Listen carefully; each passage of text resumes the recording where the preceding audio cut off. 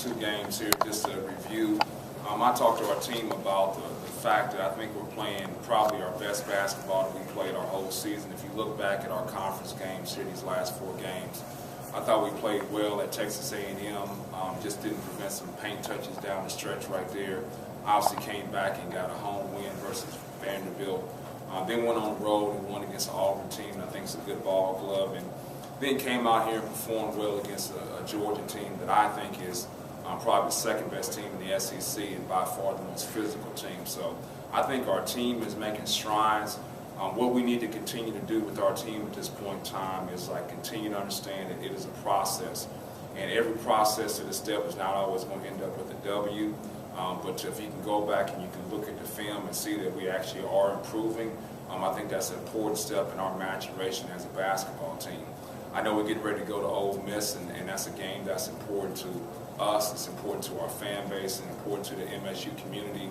But what we can't lose sight of is that we continue to get better in order in preparation for this Ole Miss. We can't get wrapped up in our emotions and want to beat Ole Miss and let that overcome the fact that we got to continue to get better as a basketball team. Evaluating the last couple of games, the wins, the losses, what do you see some common threads that you like from this team? Well, I think our team is doing a better job of taking care of the basketball. I think against Georgia, we only had 9 turnovers. And if we don't take care of the ball against Georgia, then you don't have any chance to win. So I think that's one thing that's happening. But I think the end result of us taking care of the basketball is the fact that we're sharing the basketball. I think what happens with our team is we get frustrated because of the way teams are playing us and they're packing it in, and we kind of put our heads down and drive into trouble. And once we drive into trouble, that increases the chance of us turning the basketball over. So I think we've been a lot more patient of understanding, move the basketball, move the defense, and then those opportunities to drive the basketball open up. So I think that's been a key component of that. I think what we've got to do is, and it happened against Georgia, we've got to make sure we continue to do our defensive assignments right. And that's happening more so in our zone than our man. We went back and we statted our last 3 games about our zone defense versus our man defense. And it's been pretty consistent as far as us still playing pretty good defense. But it's really, if you look at the stats, we're giving up more in our zone than we are in our man. But now, what's the reason why? It's because our zone is not effective. Our guys are not doing their assignments in that zone. I think what happens is people have a tendency to rest in zone and not in man. And we're so much more active in our man-to-man defense than we are in our zone defense. So we've got to rectify that. Does that mean you'll play more man or just work on the zone? Well, we don't know. I mean, what we're going to do is we're going to practice here these next 2 days and see if we can get our defensive assignments right. If we can't get our defensive assignments right in that zone, that means we'll play more man. But if we can get those defensive assignments right in our zone, then we'll continue to play as much zone as we play. So it's really dependent on how these next couple of days of practice go and how our guys react to those practices. But we're going to put them under some circumstances here to hold them accountable for their zone assignments. So people are getting back into speed now. Will that help both man or zone because he's so active either way? Well, I think, with Chicken at this point in time, he's continuing to progress and get better, but, someone had indicated that Chicken is back, and I don't think he really is yet, because I think if Chicken is back, he finishes those at the rim that he had, the opportunities he had against Georgia. So I think when he's finishing some of those attacks that he has at the basket, then he's truly back. But the thing that's got to continue to happen with Chicken is he's got to continue to understand that those are good drives, those are good penetrations, but when people swarm you, you got to make sure that you're kicking the ball out to open people. And once again, it's not out of selfishness. It's just that's the way Chicken thinks he can help the team by putting his head down and getting to the rim. And that's what our team needs. But when he draws people, he's got to have the ability to jump stop and make a sound decision. This will be your 3rd season in this rivalry. What have you seen from this rivalry, just basketball-wise? Well, basketball-wise, I think it's all said and done that Ole Miss has had some success during my tenure here. And we have yet to win a game at Tad Smith Arena. So we've got to make sure at some point in time that we go up there and have some success against them at their place. We've won here in the hump, so for us to take that next step, we've got to take our act on the road and have some success there. You saw them 3 times last year. How much has their team changed from year to year? Well, I tell you, the personnel has changed, obviously, but some of the stuff that they were doing in the past for Marshall Henderson, they're still doing now for Stephon Moody. And you still have Jarvis Summers there, who's really one of the better players in the SEC. So they really put you in a bind, because what you want to do is you want to play sound ball screen defense against Moody, but you also make sure you can't help off of Stephon Moody during that time. And when you're worried about all those perimeter guys, it ends up opening those post guys for offensive rebounds and dives to the basket. So Andy's done a really good job of making sure he exploits other teams by making sure he puts you in a bind off defensively with those actions that he does. With IJ and Chicken kind of getting back there and getting way back, how satisfied are you with that starting lineup? I know there's been a lot of tweaks. Is this kind of the one you're going to go with the rest of the way, or is it still? Oh, it's always a constant. I mean, it's a fluid situation. I think, you know, when you're dealing with guys that are 18 to 21-year-old kids, you know, it kind of changes. And so as long as we continue to have some success at the beginning of the game, and I think those guys on the court give us the best chance of having success at the beginning of the game, we'll continue to have that starting lineup.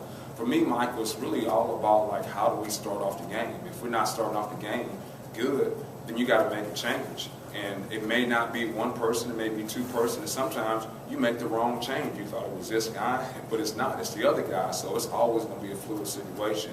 And I think people get so wrapped up in the starting lineups. At the end of the day, like, guys still end up playing the same amount of minutes, or you play the same guys down the stretch. So it's an emotional thing at times, as far as, like, are you a starter or are you not a starter? But it doesn't make a difference. To me, what we got to make sure we're hitting home with our guys is what gives the Mississippi State Bulldogs the best chance to get off to a good start. And that's the starting lineup we want to go with. Demetrius Houston had some pretty positive minutes the other day. Is he coming along like you wanted to? Yeah, I think Demetrius is a guy that we want to play, because I think what he does and what he possesses is he's a tough kid that's a competitive kid. He just, at this point in time, as a freshman, he started still trying to figure out some things as far as, like, when to attack, when not to attack, when to take that shot, when not to take that shot. But what I think he's made strides in is on the defensive end. He doesn't have the breakdowns that he had defensively that he had at the beginning of the season. And so anytime you don't have those defensive breakdowns, it gives you a chance to have more minutes. And so I think the next maturation for Demetrius Houston is making sure that he's being consistent on both ends of the court. And that's not a knock against Demetrius. That's any freshman that plays college basketball. And once he figures that out, because of his athleticism and his length and his competitive desire, he's going to really continue to help our team. How have you seen the confidence of IJ already grow, even more recently against Vanderbilt, Texas A&M, and Auburn? I'm sorry, you said with IJ? IJ, yeah, his confidence, yeah. Well, I think, you know, IJ is a talented basketball player, and we knew that coming in. I think his freshman year, the size and the length of the season started to wear him down. He's not a big person at the beginning of it, and so I think with this back surgery, he didn't have a chance to kind of get into a groove, and now he's starting to get into a groove a little bit. But we've got to continue to make him be more aggressive. He's got to understand what being aggressive means. And so I think IJ is really, like we said, he wants to be that consummate point guard that shares the basketball, has a high assist to turnover ratio. But the best way that he can help this team at this point in time is to continue to be aggressive. And that means, like, getting into the teeth of the defense. And I think sometimes we got to make sure that he's not settling for contested jump shots, because he's only 5'10". And so he's not going to have success shooting over the top of people all the time, but he can get into the teeth of the defense and make some sound decisions. So obviously his play at this point in time has really helped us on the offensive end. He's always been a good defender, but now he's got an unbelievable matchup with Jarvis Summers, because Jarvis Summers is a guy that really, when you get into him, I think that he likes that. He likes putting his body on people and being aggressive and getting to the teeth of the defense. So we got to be careful there that we don't put IJ in harm's way by having him get up and be too aggressive. And now Jarvis is getting into the middle of our defense and making plays. I know you're not even halfway through the conference schedule yet, but is this the toughest the SEC has been in your 3 years here? I think right now, from top to bottom, I would say so. And like you said beforehand, I haven't seen everybody on tape, and we haven't played against everybody. But thus far, I would say that, you know, the bottom of the SEC at this point in time is so much better than it has been the past 2 years, is what I would say. You talk about Fred's defense a lot, but against Georgia, you put IJ on J.J. Frazier at the end of the game. What kind of does he bring to the table defensively that some of us maybe don't see? Well, part of that is like who else can IJ and Trevante guard? Okay. You know, sometimes like if they got bigger guards, which Georgia has, you really don't want to put IJ Reddy on Charles Mann. He's just too big. Right. And then also Kenny Gaines in that situation is just too big. So when it's all said and done, like IJ has to guard J.J. Frazier or Trevante has to guard J.J. Frazier because the other guys are just too big and strong. So it's about that too as far as your matchups. But I think IJ did a good job. I think our breakdowns with J.J. Frazier were more about like us not doing our defensive assignments, whether it be in transition defense or zone. And obviously he made some tough contested shots there down the stretch too. So I think it's a combination of J.J. Frazier being a good basketball player, but us also not following through on our defensive assignments. One more about IJ.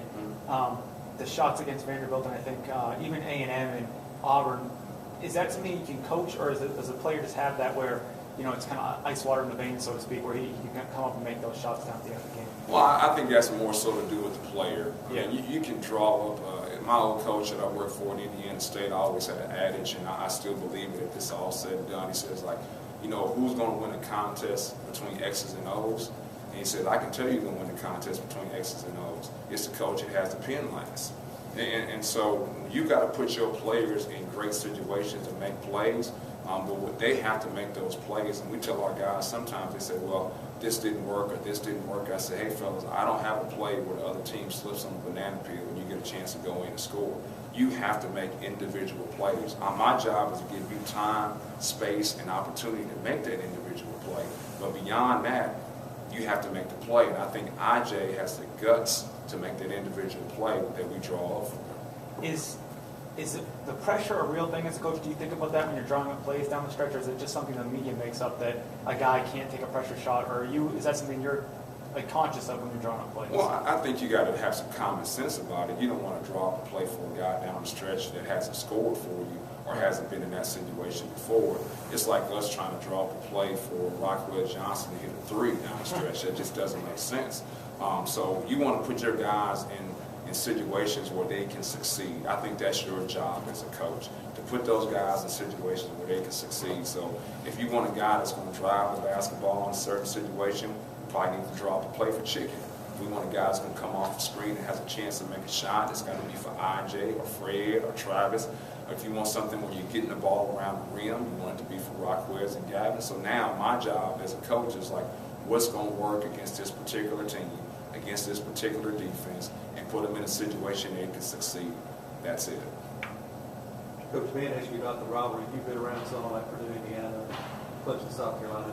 Have you been around this rivalry long enough to know about it ranks, maybe somewhere in there? Oh, I don't know as far as like where it ranks, but to me, it's always about like the fan base, and I think this is as heated as a rivalry that I've ever experienced, and it's just because it means so much to those individual fans. I think in some of these other rivalries, we talk about IU and Purdue. There's some other professional franchises around there. There's obviously other colleges in that state. You got Notre Dame, you got Evansville, you got Butler.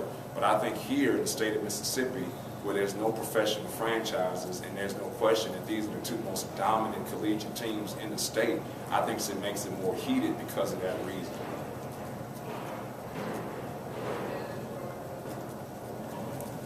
Anything else?